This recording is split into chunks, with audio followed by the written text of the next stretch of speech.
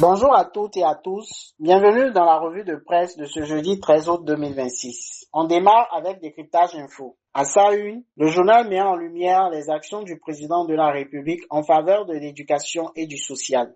Romiat Wardani annonce la gratuité de la scolarité pour les filles dès l'année scolaire 2026-2027.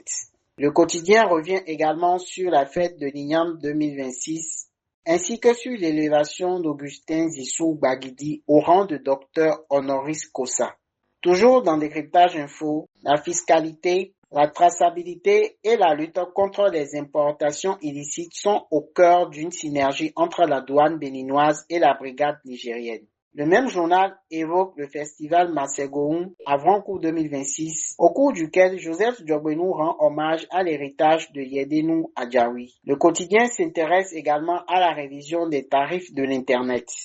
L'ARCEP ouvre le dialogue avec les associations de consommateurs. Dans Défi Info, l'actualité éducative est également à l'honneur. À Zé, le conseil communal lance la réhabilitation de plusieurs salles de classe destinées aux enseignants et aux apprenants du primaire. Le pays émergent s'intéresse au Sénat béninois. Le journal titre sur les 85 ans d'âge qui met un terme au mandat des membres de droit de la haute institution. Le routier rapporte de son côté qu'une plainte a été déposée auprès de l'ARCEP à la suite des changements intervenus dans les forfaits Internet.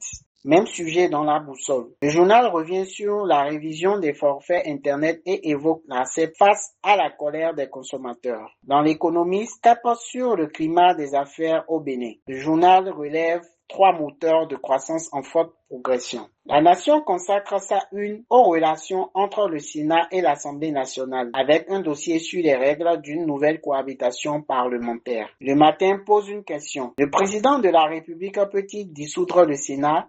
Le porte-parole du gouvernement Wilfried Léon Mbedi apporte des précisions sur cette question institutionnelle. L'emblème du jour revient sur la gratuité de l'école pour les filles au Bénin et s'interroge. Quand Wardani joint-il l'axe à la parole? Dans l'Indépendant, direction Abomey-Calavi, précisément dans la cité des Djeka, où une grande prière vaudou aurait été organisée pour Patrice Talon, Romiat Wardani et la paix dans le pays. Le formateur s'interroge au concours de recrutement à la justice et évoque la possibilité de la mise en place d'une commission d'enquête. Dans Gaskiani Info, l'accent est mis sur les infrastructures routières. Le journal revient sur la promesse de 3000 km de routes bitumées, présentée comme un ambitieux pari de Romiat Wardani pour connecter davantage le Bénin. Enfin, Éveil Info annonce que les démocrates tiendront un congrès extraordinaire dimanche prochain. C'est la fin de cette revue de presse. Merci de l'avoir suivi. Rendez-vous très bientôt pour un nouveau tour d'horizon de l'actualité nationale et internationale.